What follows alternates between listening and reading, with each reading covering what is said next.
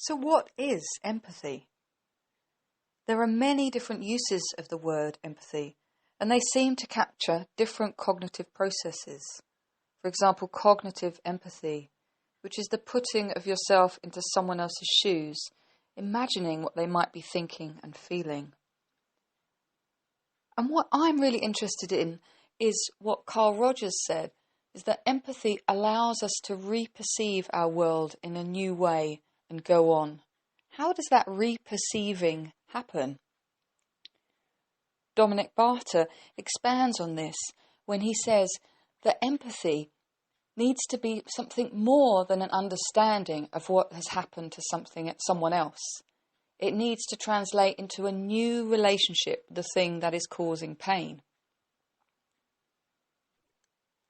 So empathy is something that you can do. So how do you do empathy? Marshall Rosenberg, who's the founder of Nonviolent communication, says, "We often have a strong urge to give advice or reassurance or to explain our own position or feeling." And he says that empathy is more than this. It is emptying our mind and listening to others with our whole being. So it's not, "Oh, that's terrible, what you should do is blah, blah, blah," or "That's terrible, have you thought about doing something else?" And it's not even, "So, when did this start?" I find it's much more the willingness to sit with someone as they are thinking and feeling whatever they are thinking and feeling, so that they can experience a shift. I don't actually take on any of their thoughts or feelings. And this are the kind of boundaries that Brené Brown says that are important for empathy. If you have boundaries, she says, you can tread that water, the water of empathy, forever. It's not finite and it keeps giving back to us. And she says that empathy minus boundaries isn't empathy. One thing's for sure is that you can't be empathic if you're not receiving empathic understanding for what's going on in your life. Where there has been or still is injustice and trauma, there's a huge need for empathic and transparent acknowledgement.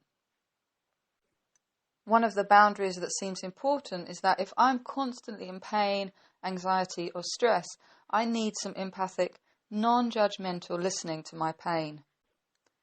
But the listening does need to help me reperceive my situation and to go on. It does need to help me translate into a new relationship with the thing that's causing me pain. The way I approach empathy is based on nonviolent communication. And as Marshall Rosenberg said, NVC, nonviolent communication, strengthens our ability to remain human even under trying circumstances.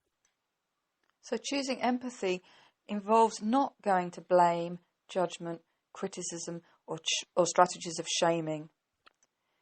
Mickey Cashtan says that empathy is opening my heart to you when I don't know how to move forward with you, when I think what you're saying is nonsense, when what you are saying is painful for me, when I think what you are saying is dangerous for the world. And Mickey is particularly interested in applying empathy to large-scale macro-organising. So empathy can work on almost a cellular level. For example, when I'm dealing with the death of my partner, giving empathy to the astonishingly exhausting experience of grief. And it could scale up to a wider use of empathy. For example, of trying to make a living operating with empathy and non-violence in a world that has yet to embrace this on a larger scale. Or engaging empathically with the privileges I have around race, for example, so I can efficiently use my privilege for the benefit of many. Or engaging empathically with some of the barriers and blocks that I have around my background, or being a woman, or being a single parent, and the stresses of parenting, of trying to bring up a child alone in this world. These are some of the areas that I know I need empathy on a daily basis, so I can strengthen my ability to remain human, even under these trying circumstances.